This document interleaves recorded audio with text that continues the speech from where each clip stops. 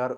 మరి ఆర్ విద్యాసాగర్ గారు కేంద్ర వాటర్ కమిషన్ ఏంటి సార్, సెంట్రల్ వాటర్ రిసోర్స్లో మనకు మాజీ చీఫ్ ఇంజనీర్గా పనిచేసినటువంటి వ్యక్తి. చీఫ్ ఇంజనీర్గా కూడా మనకు పనిచేసి ఆ యొక్క ఇంజనీర్గా పనిచేసిన సమయంలోనే తెలంగాణకి ఏ విధంగా అన్యాయం జరుగుతుంది ఏంటి అని ఒక పరిస్థితి పైన పూర్తి స్థాయిలో మరి తెలంగాణ ప్రాంతం, తెలంగాణ ఉద్యమం వచ్చింది ఎందుకోసం, ఏ నినాదాలతో వచ్చింది తెలంగాణ ఉద్యమం?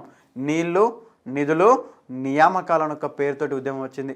మరి ఆ నీళ్ళ విషయంలో మరి తెలంగాణ ప్రాంతానికి జరుగుతున్న అన్యాయాన్ని మనకు రియాలిటీగా ప్రజలకు తెలియజేయని ఉద్దేశంతో లెక్కలతో పాటు మనకి ఏ కమిషన్, ఏ బోర్డు మనకి ఎంత జడ్జిమెంట్ ఇచ్చింది, మరి ఏంటి తెలంగాణకు సాగునీటి రంగంలో కానీ త్రాగునీటి రంగంలో కానీ తెలంగాణ ప్రాంతానికి జరుగుతున్న వయలేషన్స్ ఏంటి, డిస్క్రిమినేషన్ ఏంటి అనే ఒక అంశం పైన క్లియర్గా ప్రజలకు తెలియజేయాలనే ఉద్దేశంతో జల విజ్ఞానం అనే ఒక పేరుతోటి, ఏ పేరుతోటి sir, in the name of జల విజ్ఞానం అనే ఒక పేరుతోటి ఎడిటోరియల్స్ రాసేవాడు వార్తాపత్రికకు.